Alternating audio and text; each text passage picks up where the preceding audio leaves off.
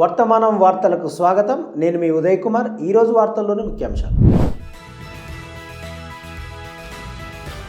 జమ్మూ కాశ్మీర్కు రాష్ట్ర హోదా పునరుద్ధరించాల్సిందే.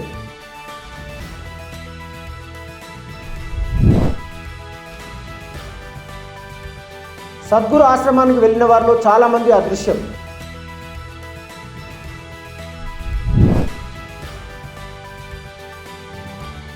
జ్యుడిషియల్ కస్టడీలో మరణించిన వారికి సాయం ఇవ్వాల్సిందే.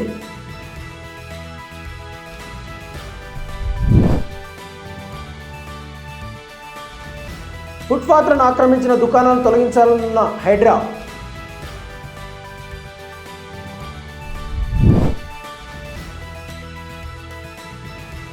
జిహెచ్ఎంసీ కొత్త కమిషనర్గా బాధ్యతలు స్వీకరించిన ఇలంబరితి.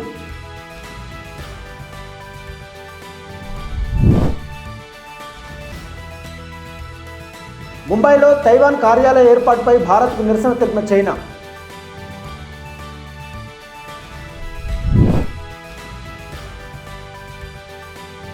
హమాస్ చీఫ్ యహ్వా సిన్వార్ను చంపేశామన్న ఇజ్రాయెల్.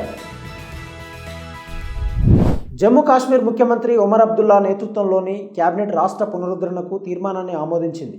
ఈ మేరకు నిన్న జరిగిన మంత్రిమండలి మొదటి సమావేశంలో రాష్ట్ర హోదాను పునరుద్ధరించాలని కేంద్ర ప్రభుత్వాన్ని కోరుతూ ఒక తీర్మానాన్ని ఆమోదించిందని అధికారిక వర్గాలు తెలిపాయి. తీర్మానం ముసాయిదా సిద్ధమైంది. జమ్మూ కాశ్మీర్కు రాష్ట్ర హోదాను పునరుద్ధరించాలని కోరుతూ తీర్మానం ముసాయిదాను ప్రధాని నరేంద్ర మోడీకి అందజేయడానికి ముఖ్యమంత్రి 2 రోజుల్లో న్యూఢిల్లీకి వెళ్తారని వర్గాలు తెలిపాయి. ముఖ్యమంత్రి అధ్యక్షతన జరిగిన ఈ సమావేశానికి ఉప ముఖ్యమంత్రి సురీందర్ చౌదరి, మంత్రులు సకీనా మసూద్, ఇటు జావేద్ అహ్మద్, రానా, జువైద్ అహ్మద్దార్, సతీష్ శర్మ హాజరయ్యారు. ఈ సందర్భంగా రాష్ట్ర కాంగ్రెస్ అధ్యక్షుడు తారిక్ హమీద్ కర్రా విలేకరులతో మాట్లాడుతూ జమ్మూ కాశ్మీర్కు రాష్ట్ర హోదాను పునరుద్ధరించకపోతే తమ పార్టీ క్యాబినెట్లో చేరదని అన్నారు. జమ్మూ కాశ్మీర్కు త్వరలో రాష్ట్ర హోదాను కేంద్రం పునరుద్ధరిస్తుందని నేషనల్ కాన్ఫరెన్స్ అధ్యక్షుడు ఫరూక్ అబ్దుల్లా ఆశావహం వ్యక్తం చేశారు. మేము రాజ్యాధికారం గురించి ఇంతకు ముందు కూడా మాట్లాడాం, ఇప్పుడు కూడా అదే కోరుతున్నాం. 2 నెలల్లో రాష్ట్ర హోదాను పునరుద్ధరించాలని కోరుతూ దాఖలైన పిటిషన్ను విచారించడానికి సుప్రీంకోర్టు అంగీకరించింది. కేంద్ర ప్రభుత్వం త్వరలో దీన్ని ఖచ్చితంగా పునరుద్ధరిస్తుందని భావిస్తున్నాను అని అబ్దుల్లా తెలిపారు. ఇదిలా ఉండగా 2019 ఆగస్టు 5న ఆర్టికల్ 370ని కేంద్రంలోని బీజేపీ ప్రభుత్వం రద్దు చేసింది. కాశ్మీర్కు మంజూరు చేసిన ప్రత్యేక హోదా, స్వయం ప్రతిపత్తిని కూడా రద్దు చేసింది. దాంతోపాటు జమ్మూ కాశ్మీర్ రాష్ట్ర హోదాను తొలగిస్తూ జమ్మూ కాశ్మీర్ అలాగే లడక్ 2 కేంద్రపాలిత ప్రాంతాలుగా విభజించింది. సద్గురు జగ్గి వాసుదేవ్కు చెందిన ఈషా ఫౌండేషన్కు వ్యతిరేకంగా తమిళనాడు పోలీసులు సుప్రీంకోర్టులో దాఖలు చేసిన కౌంటర్ పిటిషన్లో ఫౌండేషన్కు వెళ్లిన చాలామంది అదృశ్యమయ్యారని పేర్కొన్నారు. ఈషా ఫౌండేషన్ క్యాంపస్కు ఆవరణలోనే శ్మశాన వాటిక ఉందని పోలీసులు పిటిషన్లో పేర్కొన్నారు. ఈషా ఫౌండేషన్లోని ఆసుపత్రి అందులో ఉంటున్న వారికి ఎక్స్పైరీ డేట్ దాటిన మందులను అందజేస్తుందని కౌంటర్ అఫిడవిట్లో పేర్కొంది. తమిళనాడులోని కోయంబత్తూరు జిల్లా పోలీస్ సూపరింటెండెంట్కి కార్తికేయన్ దాఖలు చేసిన నివేదిక ప్రకారం 15 ఏళ్ల ఈషా ఫౌండేషన్కు సంబంధించి అధికారిక పరిధిలోని అలందురై పోలీస్ స్టేషన్లో మొత్తం 6 మిస్సింగ్ కేసులు నమోదయ్యాయి. తదుపరి చర్యలు ఉపసంహరించుకోవడంతో 6 5 కేసులు మూసివేశారు. తప్పిపోయిన వ్యక్తి ఆచూకీ తెలియకపోవడంతో ఒక కేసు ఇంకా విచారణలో ఉంది. క్రిమినల్ ప్రొసీజర్ కోడ్ సెక్షన్ 174 కింద 7 కేసులు నమోదు చేశారు. వీటిలో 2 కేసులు ఫోరెన్సిక్ ల్యాబ్ రిపోర్టు నిమిత్తం విచారణలో ఉన్నాయి అని స్టేటస్ రిపోర్ట్ పేర్కొంది. ఇక ఫౌండేషన్ నిర్మిస్తున్న శ్మశాన వాటికను తొలగించాలంటూ పొరుగువారు మద్రాస్ హైకోర్టును ఆశ్రయించినట్లు పోలీసులు తెలిపారు. అయితే కేసు పెండింగ్లో ఉందని, ప్రస్తుతం శ్మశాన వాటిక పనిచేయడం లేదని తెలిపారు. గిరిజనులకు ఇచ్చిన భూమిని ఆక్రమించినందుకు ఈషా యోగా సెంటర్పై ఎఫ్ఐఆర్ కూడా దర్యాప్తులో ఉందని నివేదిక తెలిపింది. ఈ ఏడాది జ్యుడిషియల్ కస్టడీలో మరణించిన 89 మంది బాధితులకు 4.5 కోట్ల సాయం అందించాలని జాతీయ మానవ హక్కుల కమిషన్ ఎన్హెచ్ఆర్సీ ఆదేశించింది. ప్రస్తుత ఆర్థిక సంవత్సరంలో గరిష్టంగా 32 జ్యుడిషియల్ కస్టడీ మరణాల కేసులను మేలో ఎన్హెచ్ఆర్సీ పరిష్కరించింది. ఏప్రిల్లో అటువంటి 25 కేసులను పరిష్కరించారు. ప్రస్తుత ఆర్థిక సంవత్సరంలో మొత్తం 186 జ్యుడిషియల్ కస్టడీ మరణాల కేసులను ఎన్హెచ్ఆర్సీ నమోదు చేసింది. ఏప్రిల్ నుండి హక్కుల ప్యానెల్ 141 కేసులను పరిష్కరించింది.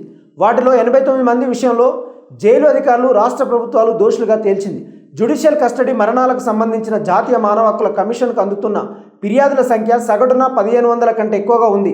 ఆసక్తికరంగా ఎన్హెచ్ఆర్సీ ఆదేశించిన సాయంలో భాగంగా మొదటి 9 నెలల్లో 4.5 కోట్లు అందించారు. జ్యుడిషియల్ కస్టడీ మరణాలను నివారించడానికి కస్టడీ హింసకు వ్యతిరేకంగా కఠినమైన చట్టాలను అమలు చేయాలని ఎన్హెచ్ఆర్సీ సిఫార్సు చేస్తుంది. బాధితులకు ఆర్థిక ఉపశమనం కోసం సిఫార్సులతో పాటు జ్యుడిషియల్ కస్టడీ మరణాల కేసుల్లో తప్పు చేసిన ప్రభుత్వ ఉద్యోగులపై క్రమశిక్షణ లేదా శాఖాపరమైన చర్యలను కూడా కమిషన్ సూచిస్తుంది. కస్టడీ మరణాలపై ఎన్హెచ్ఆర్సీ మార్గదర్శకాల ప్రకారం జిల్లా మేజిస్ట్రేట్లు, పోలీస్ సూపరింటెండెంట్లు కస్టడీ మరణానికి సంబంధించిన ఏదైనా సంఘటన సంభవించిన 24 గంటలలోపు సంఘటన గురించి ఎన్హెచ్ఆర్సీకి నివేదించాలి.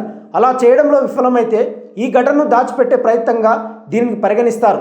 బాధిత కుటుంబానికి ముందస్తు ఉపశమనం కోసం కస్టడీలో హింసకు గురైన బాధితులు పౌర సమాజ సంస్థల నుండి సకాలంలో న్యాయ సాయం మద్దతు పొందేలా ఎఫ్ఐఆర్ అవసరం లేకుండానే బాధితుల పరిహార పథకాలను ఏర్పాటు చేయాలని ఎన్హెచ్ఆర్సీ సిఫార్సు చేసింది.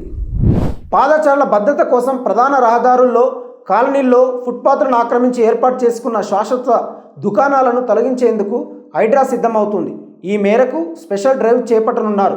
ఈ మేరకు నిన్న జరిగిన సమావేశంలో నిర్ణయం తీసుకున్నట్లు హైడ్రా కమిషనర్ వెల్లడించారు. ఫుట్పాత్లపై ఉన్న విద్యుత్ ట్రాన్స్ఫార్మర్లు, టెలిఫోన్లు, జిహెచ్ఎంసీ చెత్త డబ్బాలను ఆయా విభాగాలు తొలగించేలా చర్యలు తీసుకుంటామని చెప్పారు. అంతేకాదు, రద్దీ ఎక్కువగా ఉండే మార్గాలలో ట్రాఫిక్ క్రమబద్ధీకరణకు డిజాస్టర్ రెస్పాన్స్ బృందాలు ట్రాఫిక్ పోలీసులతో కలిసి పనిచేయనున్నాయి. ఇందుకోసం డిఆర్ఎఫ్ సిబ్బందికి ట్రాఫిక్ నియంత్రణపై ప్రత్యేక శిక్షణ ఇవ్వాలని నిర్ణయించారు. ముఖ్యంగా వర్షం వంటి ప్రకృతి వైపరీత్యాల సమయంలో ట్రాఫిక్ పోలీసులకు మద్దతు ఇస్తాయి. ఈ బృందాలు త్వరితగతిన నీటిని తొలగించడం, వీటితో పాటు వర్షపు నీరు నిలుస్తున్నట్టుగా కొత్తగా గుర్తించిన ప్రాంతాల్లో వీలైనంత త్వరగా వరద నీరు తొలగించేలా ఎక్కువ హార్స్ పవర్తో కూడిన మోటార్లను వినియోగించాలని నిర్ణయించారు. పంపు చేసిన నీరు సమీపంలోని నాలాలు, వరద నీటి డ్రైన్లోకి వెళ్లేలా చర్యలు తీసుకోనున్నారు. కూలిపోయే ప్రమాదం ఉన్న చెట్లను, కొమ్మలను గుర్తించి తొలగించడంపై కూడా సమావేశంలో చర్చించారు. రోడ్లు, డ్రైన్లు, బహిరంగ ప్రదేశాలు, పబ్లిక్ పార్కులతో సహా ప్రజా ఆస్తులను కాపాడే అధికారాన్ని జిహెచ్ఎంసీ హైడ్రా కమిషనర్కు అప్పగించింది. ఈ మేరకు ఏఎంయూడి principal secretary Danakishore greater Hyderabad municipal corporation చట్టం ప్రకారం గెజిట్ నోటిఫికేషన్ను విడుదల చేశారు. గ్రేటర్ హైదరాబాద్ మున్సిపల్ కార్పొరేషన్ కొత్త కమిషనర్గా ఐఏఎస్ అధికారి కె ఇలంబర్తి బాధ్యతలు స్వీకరించారు. ఆంధ్రప్రదేశ్ కేడర్కు బదిలీ అయిన అమ్రపాలి ప్లేసుల్లో ఆయన బాధ్యతలు చేపట్టారు. ఇలంబర్తి గతంలో రవాణా కమిషనర్గా, సెన్సెస్ ఆపరేషన్స్ డైరెక్టర్గా పనిచేశారు. దాదాపు 2 దశాబ్దాల సర్వీసులో ఇలంబర్తి నిర్మల్, ఖమ్మం కలెక్టర్గా, తెలంగాణ స్టేట్ మినరల్ డెవలప్మెంట్ కార్పొరేషన్లో చైర్మన్, మేనేజింగ్ డైరెక్టర్గా అనేక కీలక పదవులు నిర్వహించారు. కొత్త జిహెచ్ఎంసీ కమిషనర్ 2009లో గుంటూరు మున్సిపల్ కార్పొరేషన్ కమిషనర్గా, 2010 నుంచి 2012 మధ్యకాలంలో జిహెచ్ఎంసీలో జోనల్ కమిషనర్గా పనిచేశారు. ఈ సందర్భంగా జోనల్ కమిషనర్లు హేమంత్ కేశవ్ పాటిల్, అనురాగ్ జయంతి, అపూర్వ్ చౌహాన్, అడిషనల్ కమిషనర్లు Nalini Padmavati, Yadagirirao, Venugopal Reddy, Satyanarayana Pankaja, CP Srinivas, CPRO Mohammed Murtuza Ali, chief entomologist doctor Rambabu, Ravikiran, Venkanna, OSD Venugopal ఆయా విభాగాల సీనియర్ అధికారులు కమిషనర్ ఇలంబర్తిని మర్యాదపూర్వకంగా కలిసి శుభాకాంక్షలు తెలిపారు. ముంబైలో తైవాన్కు చెందిన ఎకనామిక్ అండ్ కల్చరల్ సెంటర్ కొత్తగా ఏర్పాటు చేసిన కార్యాలయంపై భారత్కు దౌత్యపరమైన నిరసనను తెలియజేస్తున్నట్లు చైనా తెలిపింది. చైనా, భారతదేశం తమ హిమాలయ సరిహద్దుల్లో ఉద్రిక్తతలను తగ్గించడానికి కొనసాగుతున్న ప్రయత్నాల మధ్య కొత్త కార్యాలయం ప్రారంభం కావడం గమనార్హం.